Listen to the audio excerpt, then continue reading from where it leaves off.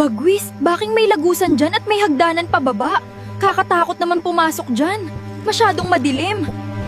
Ano kaya ang nasa loob dyan? Tara Bagwis, tingnan natin kung ano ang nasa loob ng lagusan na yan. Grabe, ang haba-haba naman itong daanan papuntang papasok. Ano kaya ang nandito? Ba't may sikretong lagusan na ginawa dito? Wow, ang daming ginto ang nandito. Punong-puno yung isang kwarto. At ang laki ng statue na gawa sa ginto.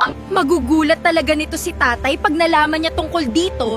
Sasabihan ko agad si tatay sa natuklasan ko.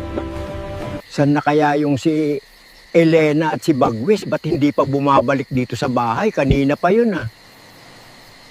Masyado nang gumagabi at nasa labas pa sila ng bahay. Hindi pa kami nakakain ng hapunan. Don Pakundo, meron po akong importante i-report sa'yo. Meron pong sikretong lagusan ang nadiskobre. Ano? Sinong nakakita ng sikretong lagusan na nandyan?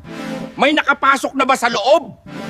Yung alaga po nilang hayop, yung nakakita ng sikretong pintuan. At kasama niya yung anak ni Nestor na si Elena, pumasok sa loob. Sige, pupunta ka agad ako dyan. Huwag kang aalis dyan at bantayan mo kung nakalabas na sila. Sige po, Don Pakundo. Mag-aabang lang po ako dito sa labas. At hihintayin ko po na kayo ay makarating dito.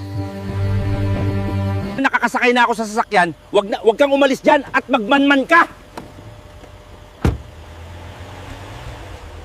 Ito po yung sinasabi kong sikretong lagusan, Don Pakundo. Diyan po sila pumasok sa loob. Sa wakas at natagpuan ko na rin yung matagal ko nang hinahanap. Ibig mong sabihin, Don Pakundo, alam mo na may sikretong lagusan dito. Ito ang dahilan kung bakit gustong-gusto kong bilhin ang lupa na to ni Nestor. Ano na po ang nasa loob ng sikretong lagusan na yan, Don Pakundo? Diyan nakatago ang kayamanan ng mga Hapon at ang malahiganting Golden Buddha. Tara na Bagwis, bumalik na tayo sa bahay. Excited na akong balitaan si tatay tungkol sa natuklasan nating mga ginto dito. Don Pakundo, mukhang pabalik na sila dito sa labas. Sige, magtago na muna tayo para hindi tayo makita. At tayo naman ang papasok sa loob. Tara na Bagwis, at balitaan na natin si tatay, siguradong magugulat at matutuwa yun pag nalaman niya.